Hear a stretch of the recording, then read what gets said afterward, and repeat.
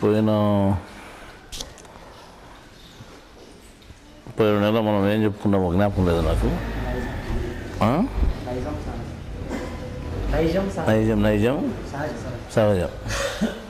నైజం సహజం అనే జ్ఞానాన్ని చెప్పుకున్నాం కదా. సరే, ఇప్పుడు మనం ఒక మనిషిని తీసుకొని మనం చెప్పుకునేంత మనిషిలో జ్ఞానం ఇంతవరకు చెప్పుకునేంత ఒక మనిషిని తీసుకొని చూస్తే అతన్ని 2 భాగాలుగా విభజించుకొని చూడాల్సిన పని వస్తుంది.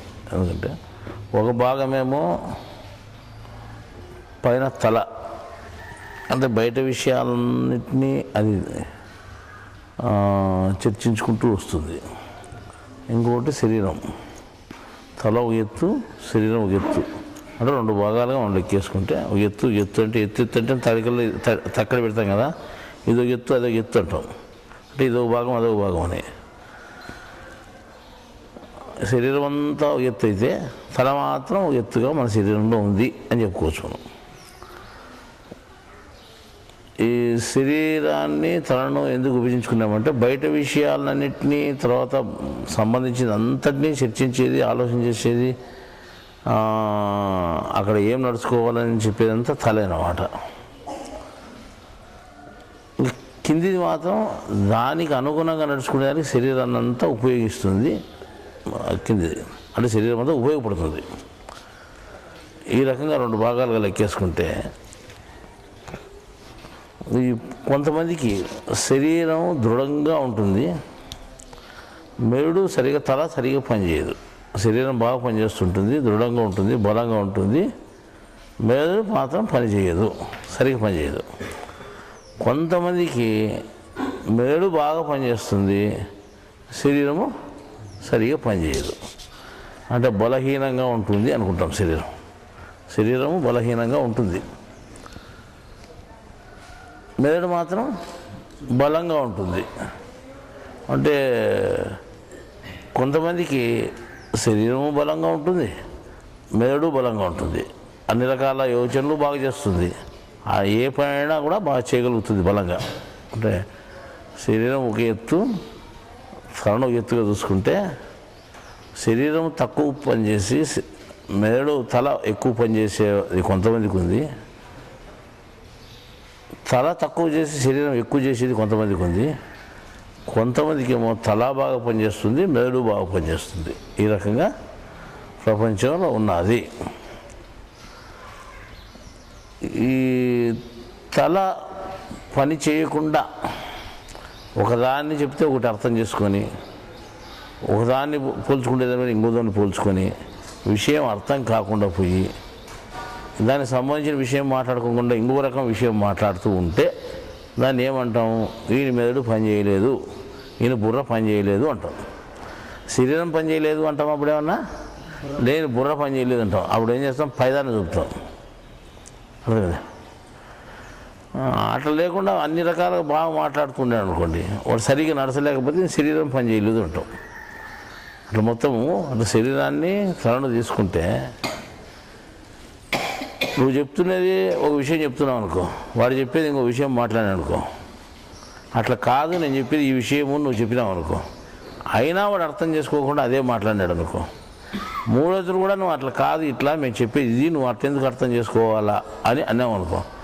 అప్పటికి కూడా అర్థం చేసుకోకుండా వాడు ఇంకో రకంగా మాట్లాడితే ఏం చేయాలని, ఈయన మెదడు పని చేయలేదు, ఈ తలకాయ పని చేయలేదు అని చెప్పాలి. నీకు అర్థం కాలేదు అనుకోవాలా.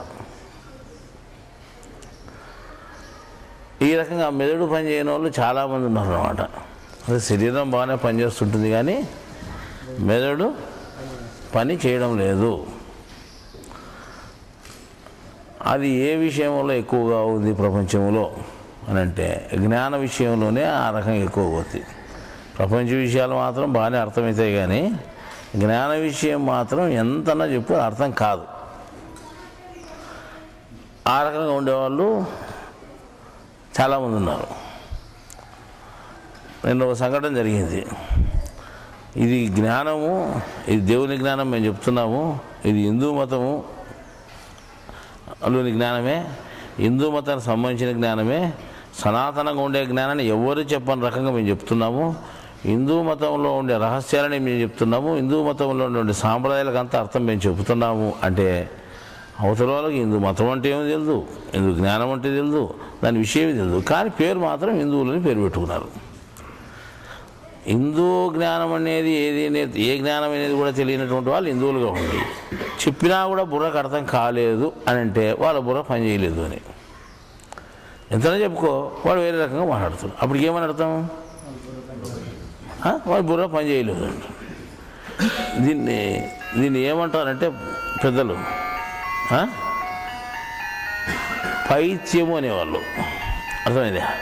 ఎప్పుడైతే బుర్ర సరిగా పని చేయదో దాన్ని ఏమంటారంటే పైత్యం అంటారు. ఇప్పుడు పై అంటే ఇది పైన, అంటే ఇది పై చెం ఇది పని చేయలేదని, చెం అంటే పని చేయలేదు అని. ఈ పైత్యం అంటే పైది పని చేయలేదు అనేది. అంటే పైత్యం అనే పదం మన దగ్గర ఉంది, కానీ పైత్యం అనే పదం మనకు తెలియదు. అంటే పైత్యము అనే పదానికి అర్థము మనకు తెలియదు. ఇట్లా చాలా పదాలకు మనం అర్థం చెప్పుకున్నాం. మనం నైజం అని చెప్పుకున్నాం కదా, నైజము సహజము అని చెప్పుకున్నాం. ఇప్పుడు పైత్యం అనే దాన్ని కూడా చెప్పుకుంటున్నాం. పైత్యము అంటే ఏమి? పైన పని చేయనటువంటి దాన్ని పైత్యము అంటాం. పైత్యము అంటే పైన పని చేయలేని, త్యజించుట అంటే అంటే త్యజించుట లేకుండా పోవడము అని అర్థమైందా? పైత్యం పైది పోయింది, అర్థమైందా? దాన్ని త్యజము పైత్యజము అంటారు. పైత్యము అనేది పైత్యజము అనే ఆట పైత్యము అయింది అన్నమాట. అర్థమైందా? ఈయనకి వానికి పైత్యము అనే మాట ఎవరికి గుర్తిస్తుంది అని అంటే బుర్ర పని చేయకోకుండా ఉండేవానికి మాత్రమే. ఏం చెప్పినా సరిగా అర్థం కానటువంటి పరిస్థితుల్లో వాడిని ఏమనల్లా పైత్యము అంటాం. అది ఆ పదం పోయింది. ఇప్పుడు ఉండే వాడుకలో ఉండే పదం మాత్రం పైత్యము అంటాం. ఇది పైత్యం ఎక్కింది ఇంకా కాదని చెప్తాం. ఎట్ట మాట్లాడుతున్నాడు పైత్యం. కొంతమంది ఇంత విషయం మనకు తెలియదు, కానీ ఎట్ట ఊర్లేదని మొదలు పెడతాడు చూడు, ఇది పైత్యం ఎక్కింది అంటారు, పైత్యం పెట్టింది అంటారు. అంటే ఏమని అర్థం? చాలా సరిగ్గా పని చేయలేదని. కొంతమంది పైత్యం సరైన వాళ్ళకి వస్తుంది, కొంతమంది బంగాయిదైన వాళ్ళకి వస్తుంది. అంటే బుర్ర పని చేయక ఎట్ట మాట్లాడాలని మొదలు పెడతారు. దాన్ని ఏమంటాం మనం? పైత్యం అంటాం. అంటే సరాయి తాగినప్పుడే గంజాయి తాగినప్పుడే పైత్యం రావాల్సిన పని లేదు. మామూలుగానే ఇది పైత్యం చాలా మందికి.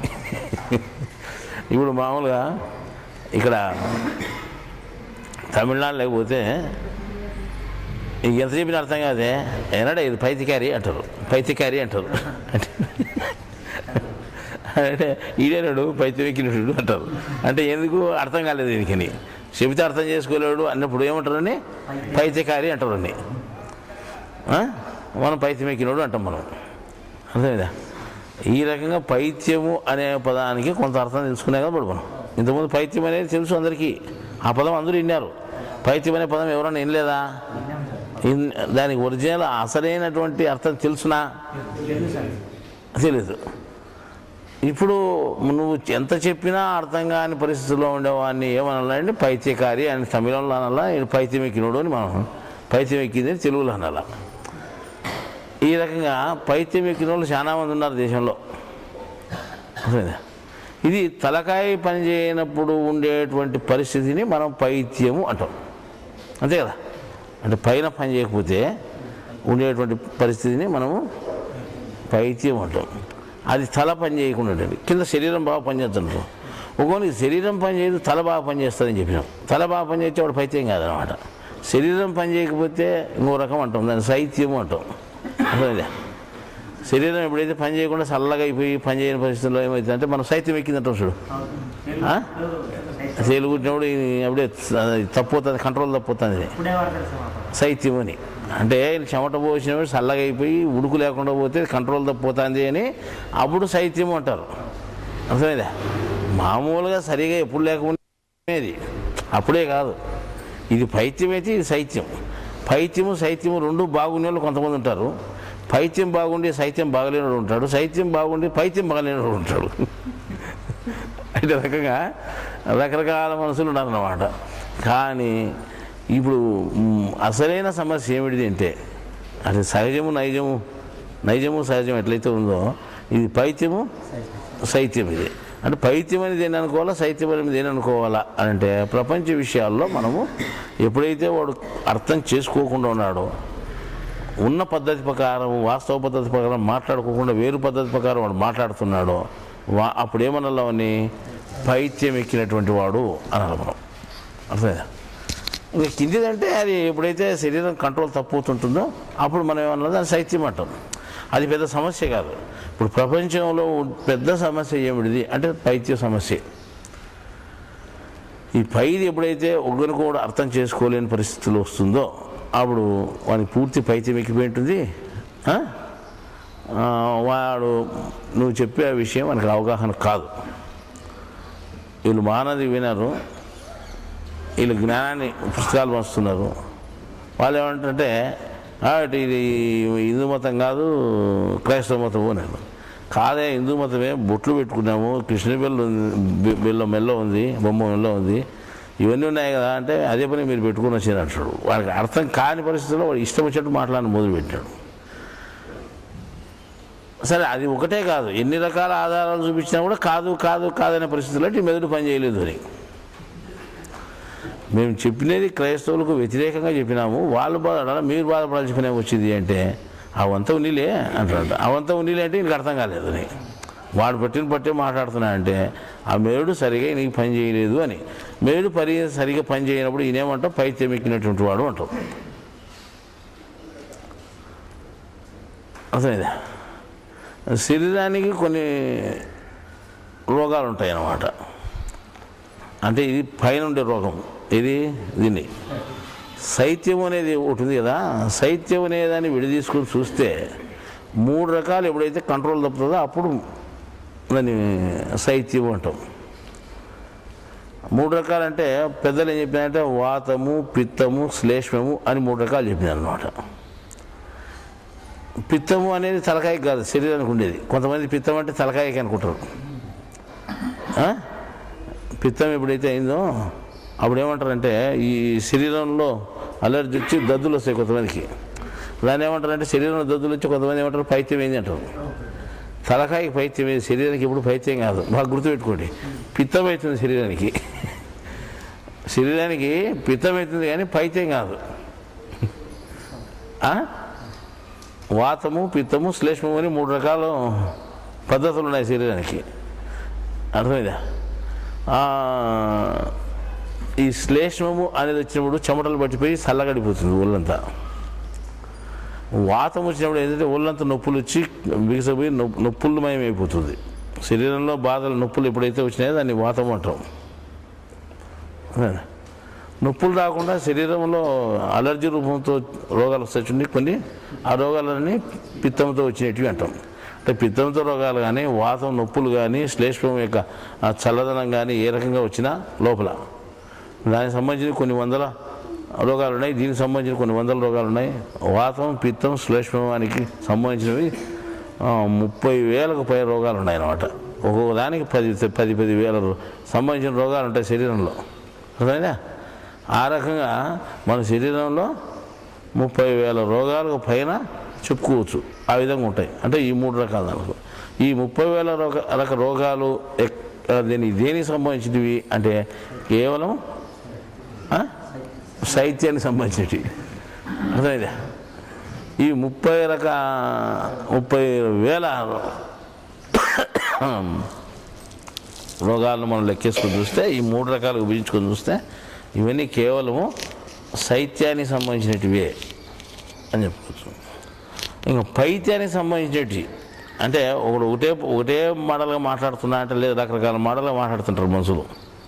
సరైన పద్ధతి కాకుండా రకరకాల పద్ధతుల్లో మాట్లాడే వాళ్ళు చాలామంది ఉన్నారన్నమాట. వాళ్ళు ఇది ఎట్టయితే 3 రకాలుగా విభజించుకున్నామో మెయిన్గా 2 రకాలుగా వాళ్ళని విభజించుకోవచ్చు. మనుషులను పైత్యంలో ఉండేవాళ్ళను, శైత్యంలో ఉండేవాళ్ళను 3 రకాలుగా విభజించినాము. పైత్యంలో ఉండే వాళ్ళను 2 రకాలుగా విభజించుకోవచ్చు. అర్థమైందా? ఈ 2 రకాలుగా ఏమి అంటే ఒకటి జ్ఞానము, ఒకటి అజ్ఞానం. ఒకటి జ్ఞానంలో అడ్డాచిద్దంగా మాట్లాడుతుంటారు పైత్యమేకి కొంతమంది, అజ్ఞానంలో బాగానే మాట్లాడుతుంటారు. మన ఒకడు ఏం చేస్తాడంటే జ్ఞానంలో బాగానే మాట్లాడుతుంటారు, అజ్ఞానంలో మాత్రం పైత్యం పెట్టారు కొంతమందికి. వారికి మామూలుగా ఓదంటే జ్ఞానంలో అజ్ఞానం రెండు దానిలో పైత్యమే వాళ్ళు ఉన్నారు. అంటే రెండు రకాలుగా ఉపయోగించుకుంటే జ్ఞానం అజ్ఞానం అనేటువంటి రెండు రకాల పైత్యాలు దీంట్లో ఉన్నాయి. రెండు ఉండొచ్చు, ఒకటి ఉండొచ్చు, ఇతరులు ఒకటి ఉండొచ్చు, అవతలది ఒకటి ఉండొచ్చు, లేదా రెండు కూడా ఉండొచ్చు.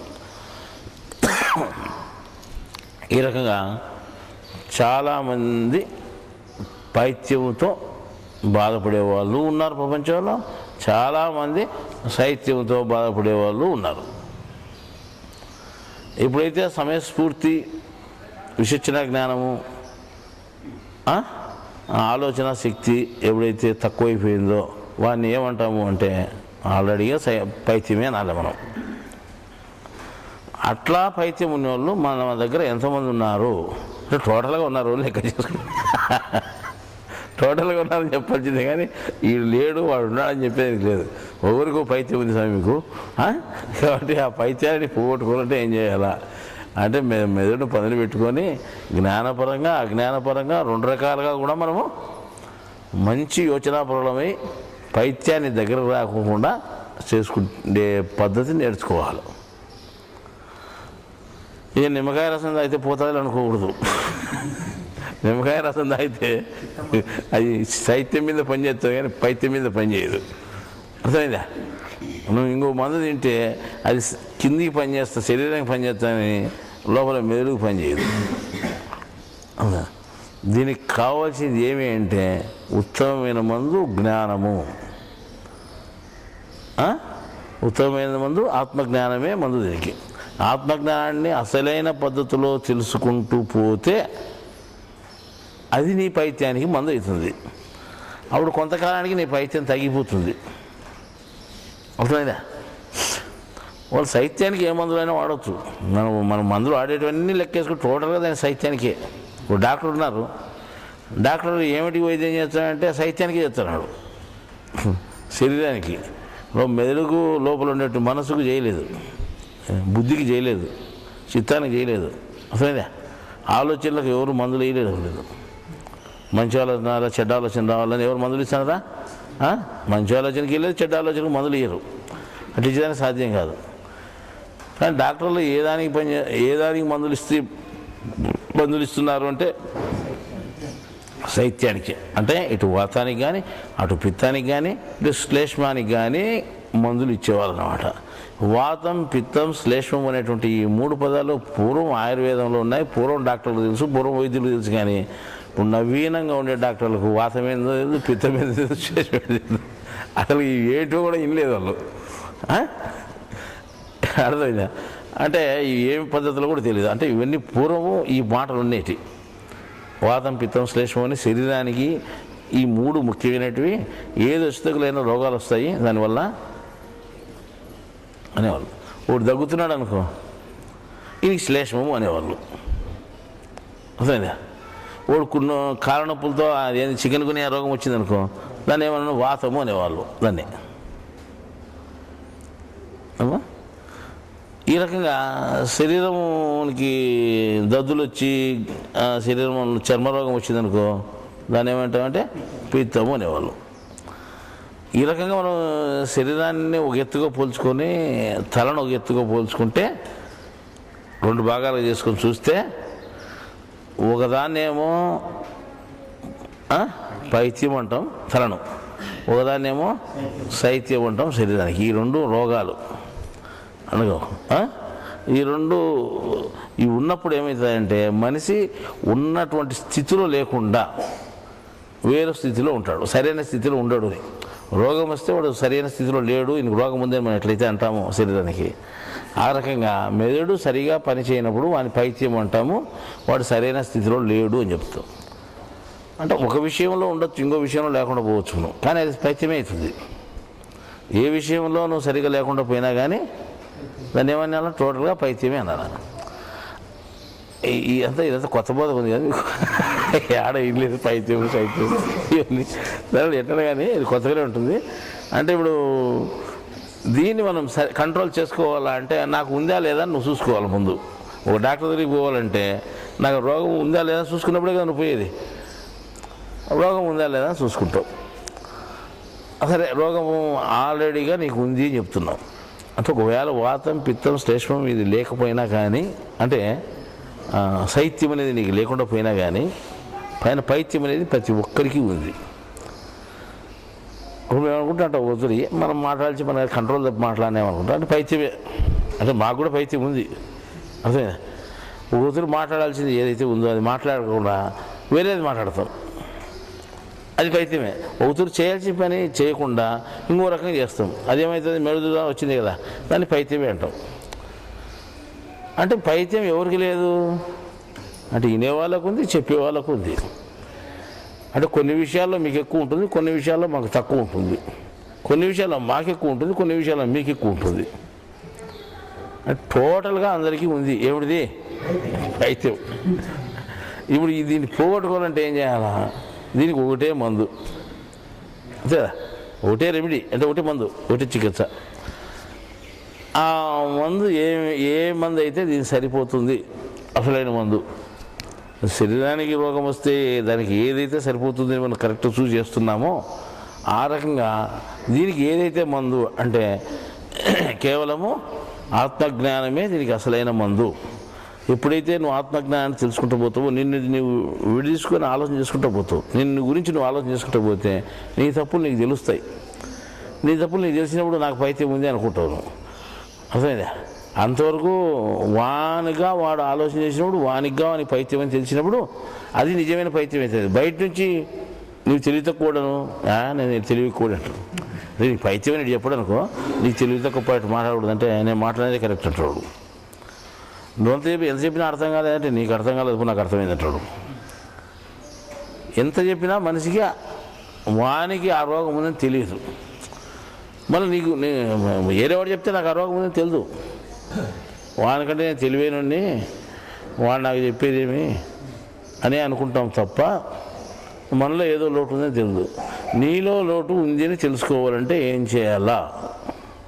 నీ ఎందుకు నువ్వే చూసుకో. నీ లోటు ఉండేది ఏనికి చూసుకొని చేసిన పనులు కానీ మాట్లాడిన మాటలు కానీ ఇవన్నీ చూసుకోండి, ఏమవుతుంది? నీకు పైత్యం ఎంత ఉండి తెలుస్తుంది. ఆకులతలు ఉండేది 70% ఉంది, 80% ఉంటుంది, 50% ఉంటుంది, 30% ఉందా? నీకు అంతా ఒకటి రకంగా ఉండదు. మేము కూడా చెప్పలేదు, కొంతమందికి ఎక్కువ ఉంటుంది, కొంత తక్కువ ఉంటుంది. అది ఏముంటుందో ఉండేది లేకుండా చేసుకో. ఉండే పైత్యాన్ని లేకుండా చేసుకోవడం ఉత్తమమైన పని. మనం ఉండే పైత్యం అంటే ఉండే పైత్యం అని తెలుసాలంటే ఎట్లా? నిన్ను గురించి నువ్వు ఆలోచన చేసుకుంటే తెలిసేది. ఈ రకంగా నువ్వు నాలో ఏదో పొరపాటు ఉండొచ్చు అంటే నేను కరెక్ట్గా ఉన్నానని నాకు నమ్మకం లేదు అని నువ్వు చూసుకున్నప్పుడు నీలో తెలుస్తుంది. అట్లా మనం చాలా పొరపాటు పనులు చేస్తున్నాం. ఎక్కడ ఏం మాట్లాడాలో మాట్లాడలేకపోతున్నాం, ఎక్కడ ఏం చేయాలో అని లేకపోతున్నాం. దాన్నే సమయస్ఫూర్తి, సందర్భానుసారము అని చెప్తుంటుంటాం. ఇవి మనలో లేవు అని అంటే అప్పుడు ఏముంది? మనకు రోగం ఉంది అని తెలుసుకోవాలి. మళ్ళా ఈ రోగాన్ని మనం ఏ దాని ద్వారా లేకుండా చేసుకోవాలి? ముందు నువ్వు రోగం ఉందని తెలుసుకోవడము పెద్ద పని. దాన్ని లేకుండా చేసుకోవడము ఒకవేళ చిన్న పని అనుకుందాం. అంటే ఆత్మజ్ఞానం తెలుసుకుంటే తెలుసుకోవచ్చు. ఆత్మజ్ఞానం ఎక్కడోసారి దొరుకుతుంది. దాని ద్వారా మన రోగాన్ని లేకుండా చేసుకునేదానికి అవకాశం ఉంది. కానీ నీకు రోగం ఉందని నువ్వు తెలుసుకోవడమే పెద్ద పని. ఇప్పుడు అట్లా ఎవరు ప్రయత్నం చేయడం లేదు. ఎదుటోనికి రోగం ఉందని చూస్తారు, అంటే ఎదుటోడు తెలివి తక్కువ అని చూస్తారు, కానీ నేను తెలివి ఎక్కువని అనుకుంటారు. ఒక్కోతూరి నువ్వు చూడు ఫలానా దాంట్లో నువ్వు తెలివి తక్కువ ఉండవు చూడు, నువ్వు ఇట్లా ప్రవర్తిస్తున్నావు చూడు అని మనం కొంతమందికి చెప్పినావు అనుకో, అప్పుడు కొంతమందికి అర్థమవుతుంది కరెక్టే కదా, మనం ఇది తెలివి తక్కువ కదా మనం ఇట్లా ప్రవర్తించడము అని అర్థమవుతుంది. అర్థమైనప్పుడు ఇప్పుడు ఈ పాయింట్అవుట్ చేసి చెప్పింటే మనకు అర్థమైంది, అంత చెప్పకపోతే మనకు అర్థమయ్యేది కాదు కదా. ఇదైతే చెప్పగలిగినారు, ఇంకా చెప్పలేటి మనకు ఎన్నున్నాయో సమస్యలు, మన దగ్గర దండిగా ఉంటాయి కదా అని ఆలోచన చేసుకోవచ్చు కదా. అట్లా ఆలోచన చేసుకున్నప్పుడు మనలో ఉండేటువంటి పొరపాట్లు ఏవైతే ఉన్నాయో అవన్నీ మనకు బయటపడతాయి. బయటపడినప్పుడు వాటిని సవరించుకునేదానికి అవకాశం ఉంటుంది. నీ పొరపాటు నీకు తెలియనప్పుడు సవరించుకోవాలనేటువంటి ఆలోచన ఏమాత్రం రాదు మనిషికి. నేను అన్నీ కరెక్ట్గానే ఉన్నాను అనుకుంటావు. ఒక విషయం ఉందంటే మనలో ఏమైనా పొరపాటు ఉందేమో చూసుకోవడం మొట్టమొదటి పని. ఈ రకంగా ప్రతి మనిషి అంటే నేను ఏం చేస్తున్నాను, నేను చేసే పని కరెక్ట్గా ఉందా, నేను మాట్లాడే పద్ధతి కరెక్ట్గా ఉందా అని చూసుకొని మాట్లాడము చేయడము సరైన పద్ధతిగా ఉంటుంది. ఆ రకంగా చేస్తే మనం ఆ పైత్యం అనేటువంటి రోగాన్ని నుంచి బయటపడేదానికి అవకాశం ఉంటుంది. ఒకవేళ శైత్యమునే పర్వాలేదు, శైత్యం నీ చేతిలో లేదు, అది ఎప్పుడు ఏం రోగం రావాలో దానికి వస్తుంది. ఏ బాధపడాలో నువ్వు బాధపడుతూ.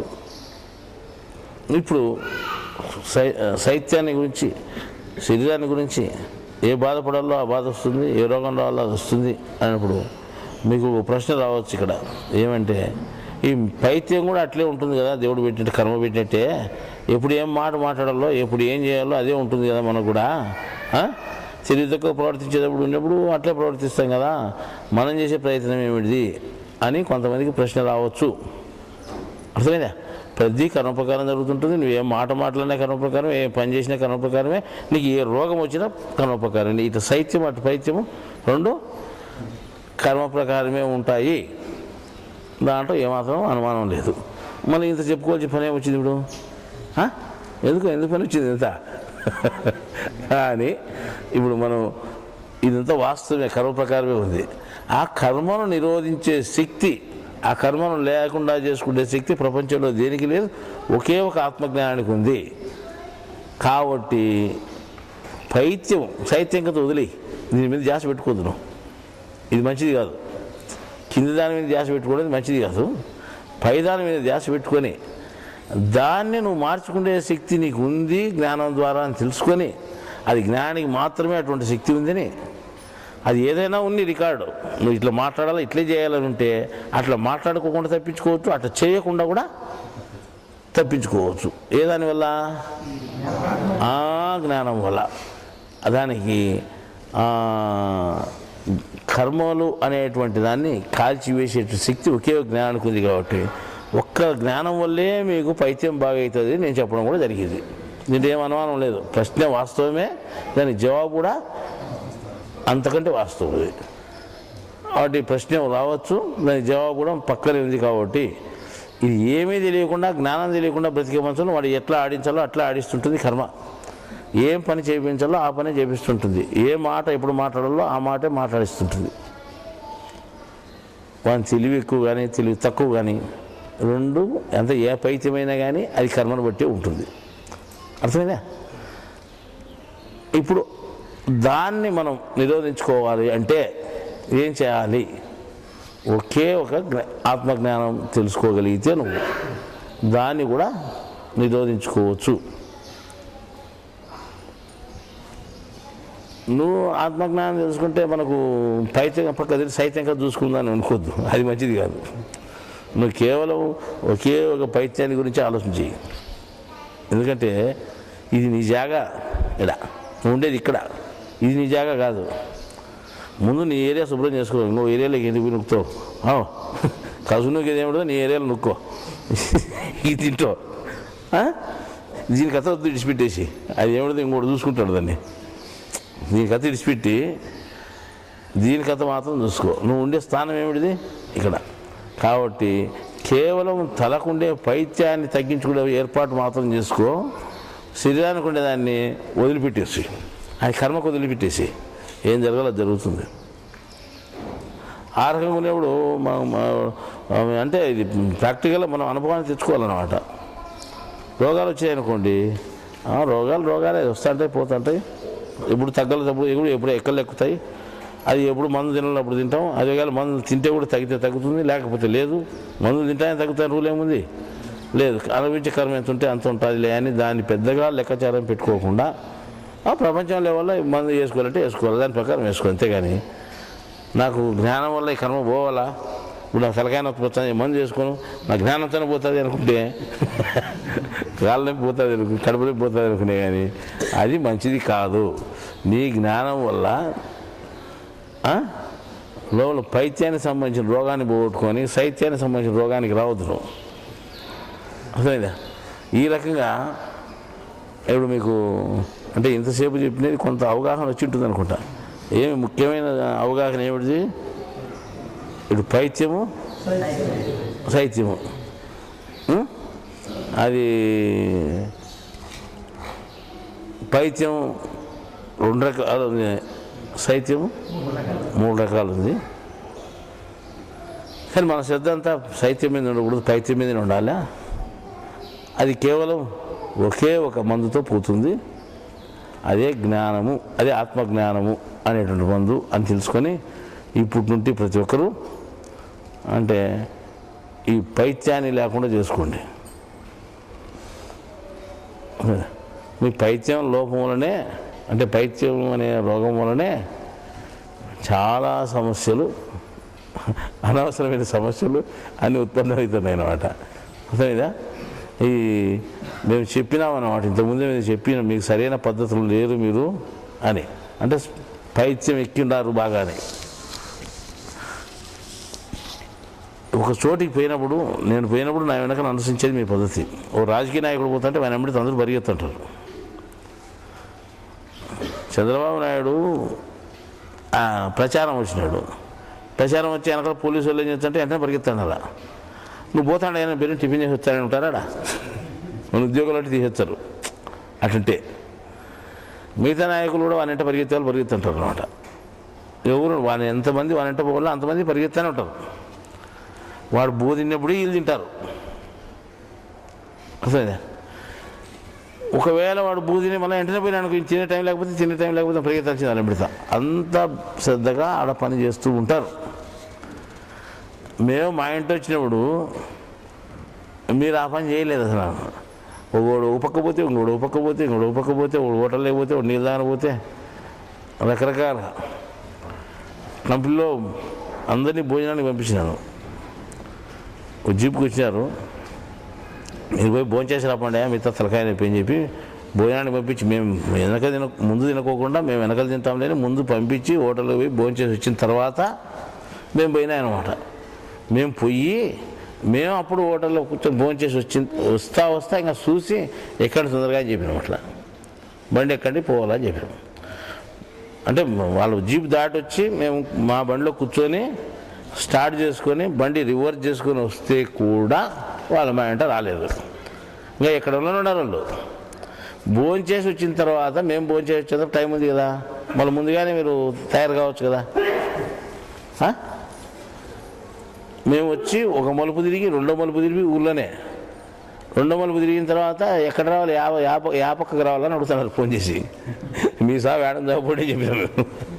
మేము వస్తాను మా ఇంట రావాలా, మీరు ఎక్కడనో లేట్గా ఉండి మీకోసం మేము చూపెట్టుకోవాలా, మాకోసం మీరు చూపెట్టుకోవాలా? ఇప్పుడేమో చెప్పేంత బాగా శ్రద్ధగా ఏంటన్నారు అంటే ఫాలోవర్స్ మాదిరి. నువ్వు ఎక్కడ ఫాలో అవుతున్నానండి? ఇది పద్ధతేనా అడిగిన. పద్ధతి కాదు, ఎంత పైత్యం పనే. ఇప్పుడు మీకంటే పైత్యం అంటే ఇప్పుడు అర్థమవుతుంటుంది. తర్వాత మేము హైదరాబాద్ నుంచి బయలుదేరి వస్తే 300 కిలోమీటర్లు మేము వస్తే 100 కిలోమీటర్లు వచ్చి కూర్చొని గంటకు ముందు గంట కొత్తకోట గారి నుంచి చెప్తున్నాం. కొత్తకోట గారి నుంచి అంటే చెప్పు 2 గంటల పైన అవుతుంది అనమాట. కర్నూలుకి వచ్చే గంట, కర్నూలు నుంచి ఇంకోసారి పోయేదానికి 1 గంట, 2 గంటల టైం అయితే ఒకసారి నిలబడుకొని 2 గంటల సేపు టిఫిన్ చేయనే సరిపోయింది వీళ్ళకు. మేము వచ్చినా కానీ ఏమండేవాళ్ళు అన్నీ ఉండవు. ఇది పద్ధతి. ఇది పైత్యం కాకేమంటారు అంటే మెదడు లోపం కాకేమంటారు, దీన్ని ఆలోచన లోపం కాకేమంటారు. సరే ఒక నాయకుడు అంటున్నాడా అంటే లేదు, అంత కోతులు ఇడిచిపెట్టారు. ఒక పెద్ద చిన్న అనేది ఉండి మేము చెప్పినట్టు తినండి మా ఇంట రాండి అని అనుకున్నారా అంటే అట్లా లేదు. అంత పోయి కిష్కింద కండలో కోతులని గందరగోళం చేసి వచ్చినాయి చూడు, అటు పోయి మా నిందులో గందరగోళం చేసి వచ్చినాయి. మేమన్నా ఇవన్నీ కోతులు దిననేటి పట్టుకున్నారు పొద్దు ఒక విడవిధంగా దానికి ఒక కాపర్ ఉండాలన్నమాట. ఓ మాట్లాడితే మేము మాట్లాడతాము, వాళ్ళు పెద్దోళ్ళు ఉండే వాళ్ళు మాట్లాడతారు అనుకోవాలి. ఇష్టం వచ్చినట్టు ఎవరించుకోవాలి మాట్లాడేది, ఇష్టం వచ్చినట్టు చేసేది. సరే ఏదైనా పద్ధతి ఉందా అంటే ఆ పద్ధతి కూడా లేదు. అట్లా గందరగోళం పనిచేసి లాస్ట్కు చూడు ఎంత సమస్య తీసుకొచ్చి పెట్టారు మీరు. ఇది మీ మెదడు లోపమా లేకపోతే ఇంకేమన్నా అంటే ఆటోమేటిక్గా మీకు తెలిసిపోతుంది మా తెలివి తక్కువ అని. ఒకరి కంట్రోల్లో మనం లేము, మనం ఇష్టం వచ్చినట్టు మనం ప్రవర్తించి ఇదంతా తప్పు పని చేసినాం మనం అని మీకు తప్పు తెలిసిపోయింది. ఇంకొద్దురు అట్లా కాకుండా ఒక మనం 10 మంది ఉన్నామనుకో, ఒక్కరిని ముందర పెట్టుకొని ఒక నాయకుని పెట్టుకుని మనకుండా నడిచేది మంచిగానే. మిలిటరీ ఉంది, దానికి కొంతమందికి ఒక నాయకుడు ఉంటాడు, ఓ స్క్వాడ్ ఉంటుంది. స్క్వాడ్లు మాత్రం డివైడ్ చేసి ఉంటారు. ఒక స్క్వాడ్ అంటే ఓ 10 మంది గుంపు అనుకుందాం. ఆ 10 మంది గుంపుకు మెయిన్ మెంబర్ ఉంటాడు, నంబర్ 1 అని. వాని మాట ప్రకారం ఆ స్క్వాడ్ అంతా వింటుంది. అట్లాంటి ఒక 20-30 స్క్వాడ్లు ఉంటాయి. దానితో ఒక బ్యాటరీ అంటారు, దానికి ఒక కమాండర్ ఉంటాడు. ఈ బ్యాటరీలు అన్నీ వాని మాట ఉంటాయి. బ్యాటరీలంతా వాని మాట అంటే ఈ బ్యాటరీ నంబర్ 1 ప్రకారం వీళ్ళంతా వింటారు. అట్లా కనెక్షన్ ఉంటుంది ఎవరికొరికి, ఒకటే కంట్రోల్లో ఉంటారు. ఇప్పుడు మీ దగ్గర అది లేదు. ఇవన్నీ లోపాలు ఉన్నాయి కాబట్టి అంటే మీకు బాగా అర్థం కావాలంటే ఈ పైత్యము శైత్యము అని చెప్తే కానీ అర్థం కాదని చెప్పినాం. ఇప్పుడు మీకుండేంత పైత్యం చాలా మంది, శైత్యం కూడా చాలా మందికి ఉందనుకో, అది కనపచ్చు ఉండొచ్చు, కొనపరాకుండా ఉండొచ్చు. కాబట్టి ఇట్లా పైత్యం లేకుండా చేసుకునేది మంచి పని చూడండి. అంత ఇంత జ్ఞానం ఉండాలా, తర్వాత పద్ధతి ప్రకారం నడుచుకోవాలా. ఆ రకంగా ఉంటే మనకు ఆ పైత్యం పోతుంది. చాలు ఇంతటితో మనకు సాలిస్తాడు. ఇంతటితో మీకు ఏమన్నా అనుమానం ఏమైనా ఉందా? ఇంకేమన్నా ఉంటుంది, ఏమన్నా అనుమానం లేదు. పైత్యం ఉండేది ఖాయం.